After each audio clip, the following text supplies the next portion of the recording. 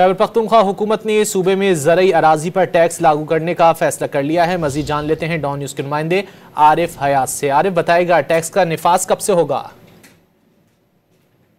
खैबर पख्तूनख्वा हुकूमत ने सूबे में ज़रई अराजी पर टैक्स लागू करने का फैसला कर लिया है। 15 करोड़ रुपए सालाना आमदन से ज़ायद ज़रई अराजी मालिकान पर सुपर टैक्स लागू होगा। 50 एकड़ ज़र काश्त और 100 एकड़ गैर काश्त पर भी सालाना टैक्स लागू होगा। अराजी मालिकान के वफात होने पर लवाहिकीन के जिम्मे ज़री टैक्स वाजिबात के मात्राना पाबंद होंगे। नए कानून साजी पर कारपोरेट फार्मिंग को टैक्स के दायरा कार में लाया जाएगा। स्मॉल कंपनी पर सालाना ज़री आमदन पर 20% और बड़ी कंपनी पर 29% ज़री टैक्स आयद किया जाएगा। ज़री इनकम टैक्स जमा न करने पर योमिया 0.1% जुर्माना आयद होगा।